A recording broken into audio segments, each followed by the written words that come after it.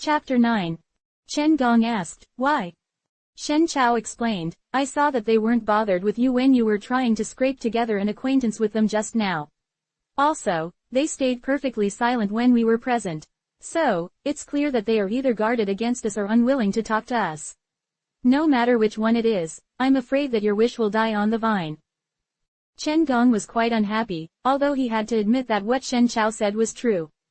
Humph, I know these people all look down on people from the lower classes, like me. But there will be a day that I, too, will step on everyone else and make them kneel before me. Shen Chao knew that the sore point in Chen Gong's heart was from what he had experienced while growing up, and that there was no way for it to be remedied by just a few words from him. So he stopped trying to talk him around. Beyond Cloud's monastery was so humble that even its vegetarian food could not have been simpler, a bowl of white rice congee and a couple of small side dishes. The side dishes were pickled by the monks themselves though and tasted pretty good. Shen Chao ate rather slowly, but Chen Gong was fast. He couldn't strengthen his relationship with the people from the Six Harmonies Association, so he was in a bad mood. He only shoved down a few mouthfuls hastily before going back to the side room. Not long after he left, two of the people staying in the same room with them also came in for dinner. Although Shen Chao was able to perceive some light now, he still couldn't see things clearly. Besides, his eyes would hurt if he stared for too long, so he simply kept them mostly closed and would only use them if he had no other choice. At the moment, he vaguely saw 4 figures, 2 of which seemed to be women judging from their dresses. They walked towards him and sat down at another long table. Shen Chao had some idea about the situation. He knew that the Six Harmonies Association must be escorting some cargo that was quite important in this trip. Therefore, instead of all 4 of them coming here for dinner together, they had to leave 2 people in the side room to guard it. These 2 women were actually the 2 ladies who borrowed the little monk's room. He did not interfere in their business. After finishing his congee by feel, he reached for the bamboo stick next to him. Bang! The bamboo stick slid to the side and fell on the ground. Shen Chao frowned slightly. His hand hadn't touched the stick yet, so it was impossible for it to fall over just like that. I ran into it accidentally. Please excuse me, mister, a woman said softly as she bent over to pick up the stick and handed it over to Shen Chao. No worries, Shen Chao took the stick. Nodding in her direction, he got up to leave. The woman continued, since every encounter is the result of fate, is it possible for me to have Mr.'s honorable name? My family name is Shen. Is Mr. Shen going into the city? Yes. There are a lot of taverns and inns inside the city. Why did Mr. choose such a shabby monastery to stay the night instead of finding a place after entering the city? She was obviously probing for Shen Chao's identity. If it was any other person, they would surely ask her back, aren't you also staying here? Who are you to mind other people's business? But Shen Chao was good-tempered and so he still answered, we don't have enough money and lodging inside the city would cost even more. This way, we can enter the city early tomorrow morning and don't need to spend the night inside. His voice was quite pleasant to the ears. There was something in him that naturally gave off a good impression to others, something that made people want to befriend him. It was hard for anyone to ignore him, despite his rough clothes, and even harder to regard him as the same type of person as Chen Gong. Therefore, when these 2 people, who were totally incompatible in terms of style and manners, came together to travel on the same road as companions, it inevitably led to others suspecting them and testing them with words. However, they were indeed ordinary people who did not have the least bit of martial arts. His answer was reasonable and fair. Yun Fui could not find any flaw in it, so she gently apologized, please forgive me for being presumptuous. My family name is Yun Fui. Shen Chao nodded, please enjoy your meal, Lady Yun, as I will excuse myself first. Yun Fui replied, Mister, take care. Shen Chao felt his way with the stick and walked towards the door. Looking at his receding figure, Yun Fui slightly furrowed her eyebrows, but said nothing. Hu, who was sitting by her, suggested, I'm afraid that it was not a coincidence that these 2 people showed up here at this time. The other boy is not a big deal, but this Shen guy, he seems blind, but why would a blind man be walking around? Maybe he's after the goods we are escorting. His twin elder brother, Hu Yan, rolled his eyes at him, if you can see through it, do you think Vice Chairman can't? Yun Fui explained, I just tested him. He has no inner chi, nor has he heard of my name. It doesn't look like he's faking it. Anyway, let's be careful tonight. At first, I thought it would be safer if we did not enter the city since there are too many people inside the city and people talk. But now it appears that this way might not work either. Who you asked, what kind of rare treasure is in the cargo after all? Ever since we took off, 2 groups of people have tried to seize it already, one after another, and the robbers are getting stronger too. We still have to go down south for quite a long way from here to Jonkang. The only thing I'm afraid of is of something happening to the goods. Losing the item is a small matter, but ruining the reputation of the Six Harmonies Association would surely be a big thing. Even though they were not large in number, this group of people could be considered as the elites of the Six Harmonies Association. Just imagine, even Yun Fui, their vice chairman, came on the trip herself. How weak could they be? Even so, everyone still dared not lower their guard. Yun Fui shook her head. Chairman gave a strict order. We must deliver it to Jonkang no matter what. He sent a message previously, saying that he would catch up with us and meet us in Luo Prefecture, then we will go down south together. Hearing that the chairman was not far ahead of them, both Huyan and Huyu felt a lot more spirited. They continued their discussion on what was in the 2 boxes that deserved such a serious attitude from the association. The Six Harmonies Association's branches could be found all over the north and south sides of the Long River, and they had conducted countless business transactions over the many years. Amongst the goods they had escorted, there were also treasures from the Imperial Palace, but even towards that kind of cargo, they had never seen the higher-ups attach such great importance.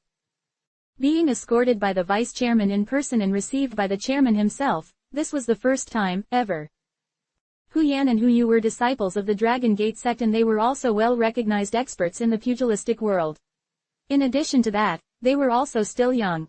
2 groups of robbers in a row in no way dispelled their fighting spirits, on the contrary, it made the brothers even more eager to face the challenge. Unlike them, Yun Fui actually had secret concerns. No matter what, we'd better stay on high alert till we meet Chairman. That night, the outskirts was quieter than inside the city. So quiet that it felt somewhat frightening. There wasn't much entertainment at night in the tiny monastery, hence everyone went to bed early.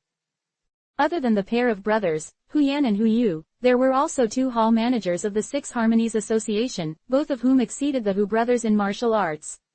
All 4 of them slept in the same bed with Shen Chao.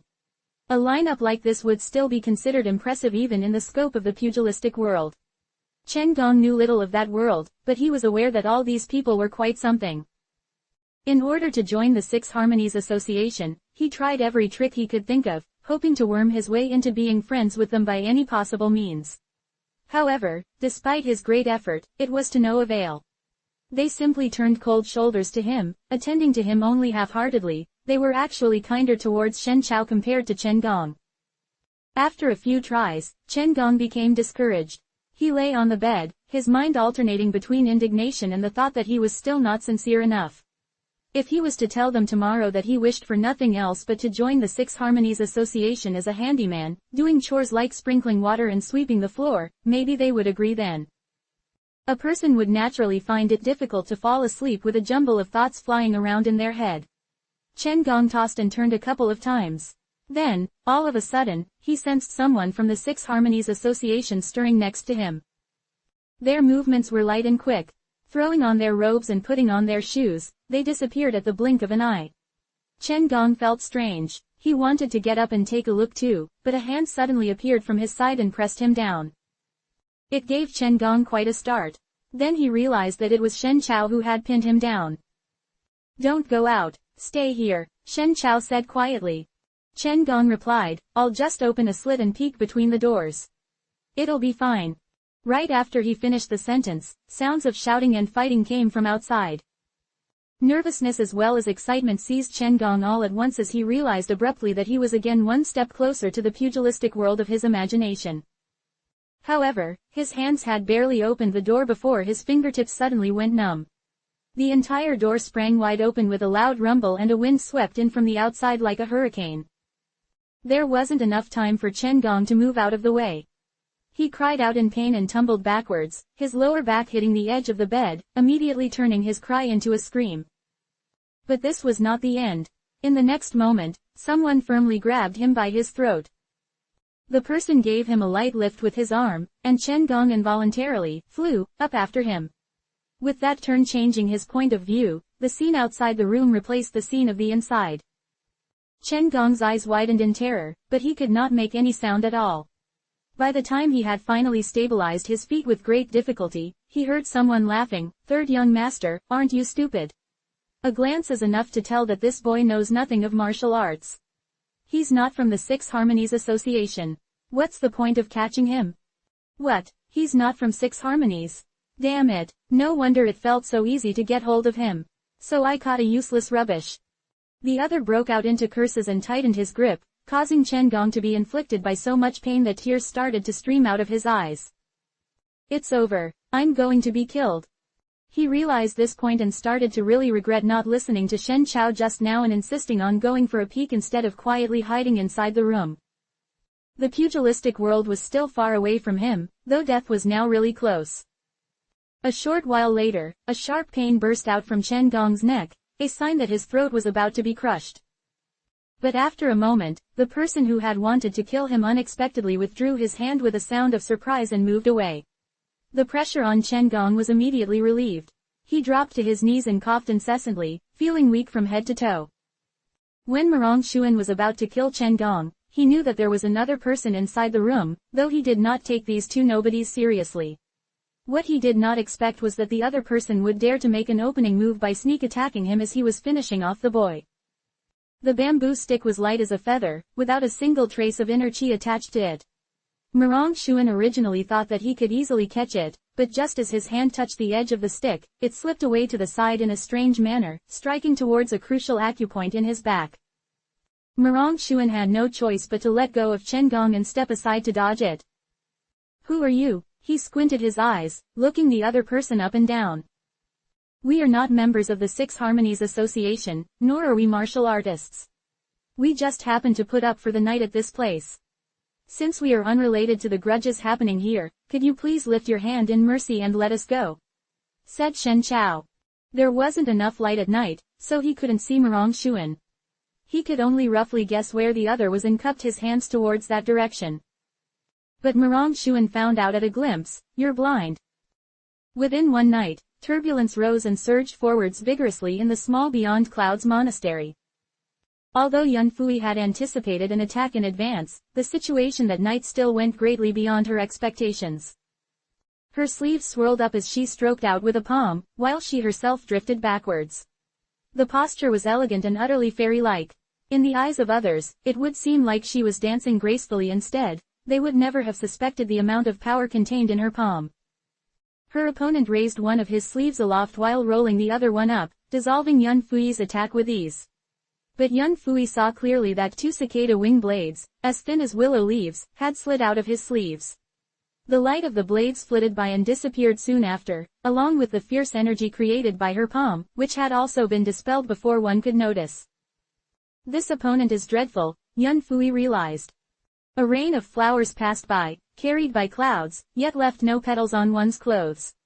You deserve to be called the deputy leader of the Six Harmonies Association. The outsiders all say that Yun Fui is a woman and hence probably just a puppet. But I'm afraid those who said so never had the chance to experience Vice Chairman Yun's capability.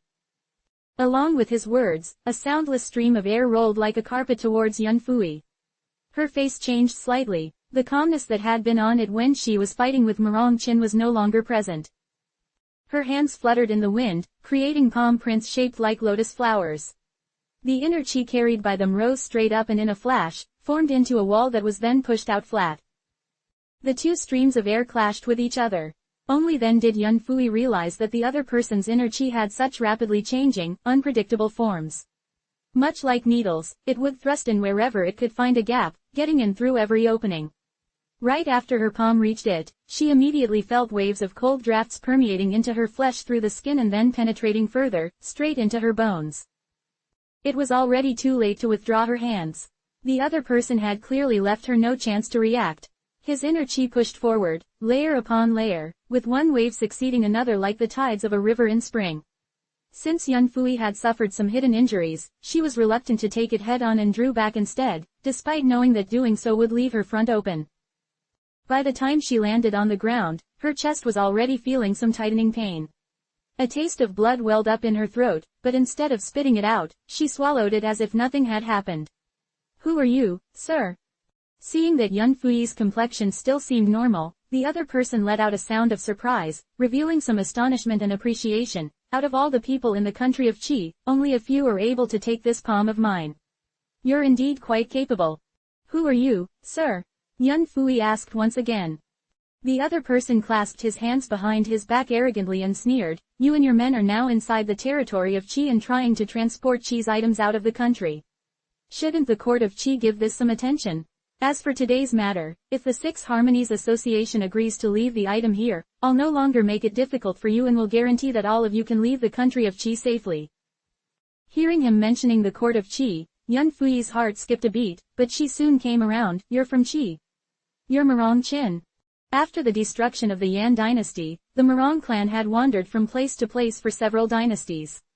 The current patriarch of the Meng clan, Meng Qin, became nothing more than a henchman of Qi, serving its emperor, Gao Wei, despite claiming to be a descendant of the imperial family of Meng.